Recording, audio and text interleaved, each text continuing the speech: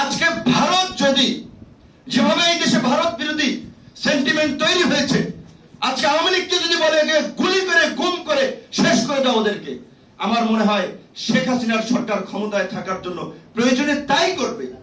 তাই আজকে আমার এই ববি ভাইয়ের এই জন্য আলোচনার টপিকটা খুবই ভালো লেগেছে, এবং এই জন্য বলছি যে ঘুরে দাঁড়ানোর জন্য আমাদের চেষ্টা করতে হবে। ঘুরে দাঁড়ানোর কোনো বিকল্প নাই। ঘুরে দাঁড়ানোর রাস্তা আছে দুইটা। এক, জনগণকে নিয়ে রাস্তায় ধারাবাহিক আন্দোলনের মাধ্যমে গণ অভ্যুত্থান গড়ে তোলা।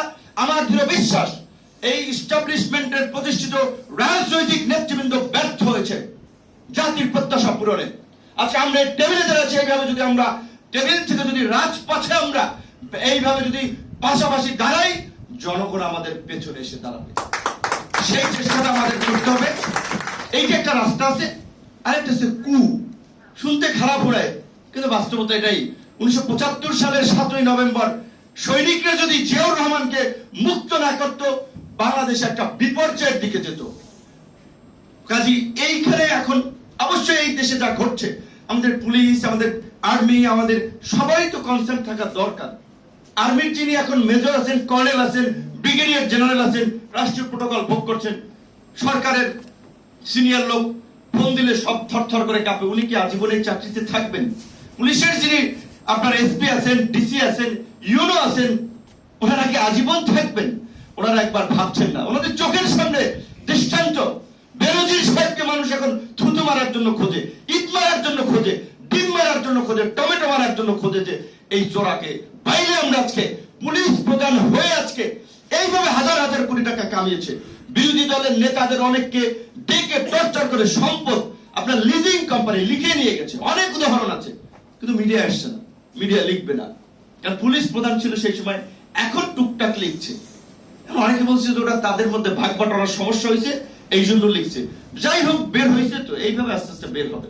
তো সেই জায়গা থেকে আমি আজকের যারা সরকারি কর্মকর্তা কর্মচারী আছেন তাদেরকে বলবো, একটু তাকান। আপনার পেছনে যারা রিটায়ার্ড করে চলে গেছে তাদের কি অবস্থা? কেউ জিগায় না, পড়ে রয়েছে। কত পুলিশ ডিআইজি, ভিআইজি, সচিব, মচিব, আমলা কামলা পড়ে রয়েছে, পাত্তাও দেয় না। গ্রামের বাজারে গেলেও লোকজন কথা বলতে আসে না, ঘৃণা করে, যেটা চোর, ডাকাত, মাফিয়াদের সহযোগী।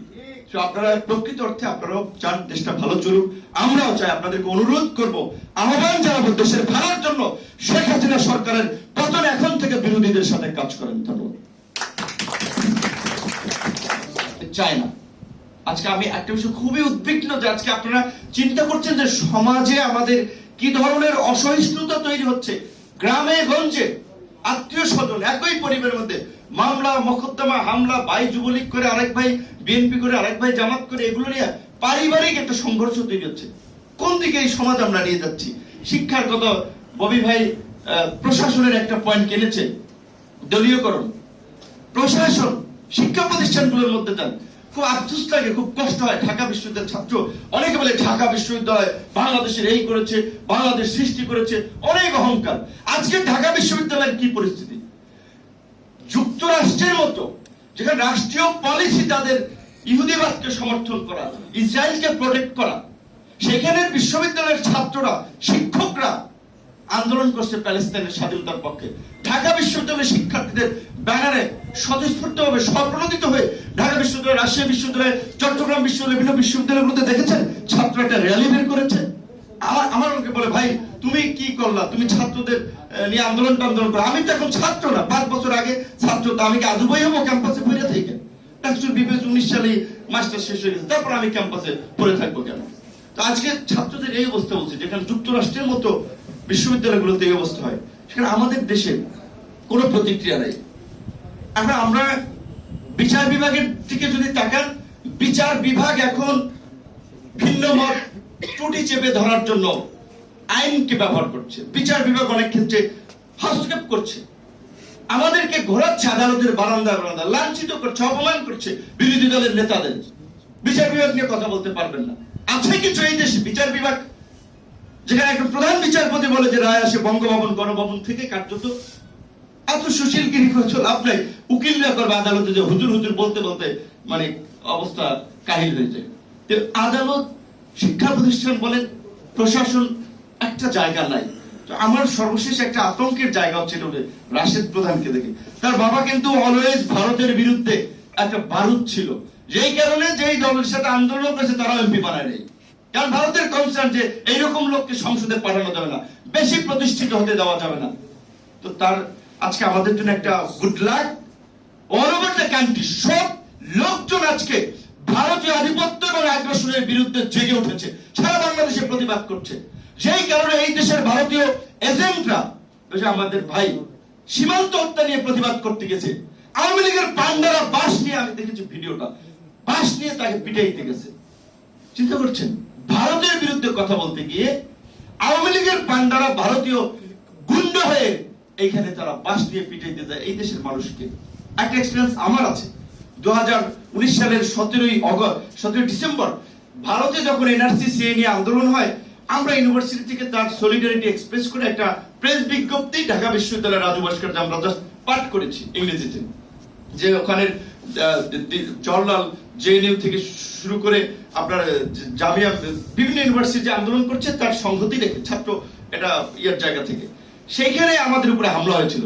তারপরে ছাত্রলীগের শীর্ষ নেতারা আমাকে বলেছিল, ভাই দেশে এত ইস্যু, দুর্নীতি, দুঃশাসন, ওইগুলো নিয়ে তুমি কথা বলো, ভারতের ইস্যু নিয়ে তোমার কেন কথা বলা লাগবে? ভাই ভারতের ইস্যু নিয়ে কথা বলে না, কারণ ডাকসুতে আমরা পাশাপাশি বসতাম, ভারতের ইস্যু নিয়ে কথা বলা যাবে না।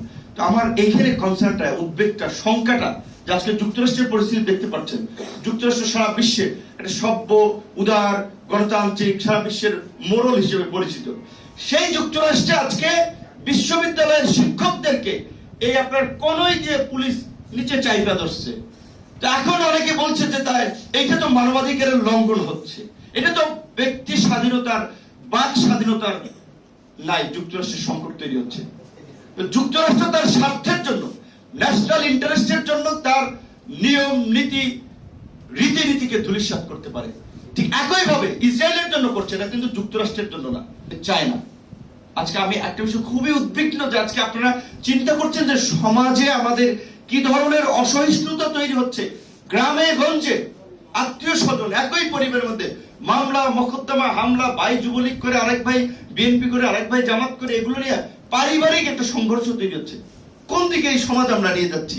শিক্ষার কথা ববি ভাই প্রশাসনের একটা পয়েন্ট কেনেছে, দলীয়করণ। প্রশাসন শিক্ষা প্রতিষ্ঠানগুলোর মধ্যে যান, খুব আফসোস লাগে, খুব কষ্ট হয়। ঢাকা বিশ্ববিদ্যালয়ের ছাত্র অনেকে বলে ঢাকা বিশ্ববিদ্যালয় বাংলাদেশের এই করেছে, বাংলাদেশ সৃষ্টি করেছে, অনেক অহংকার।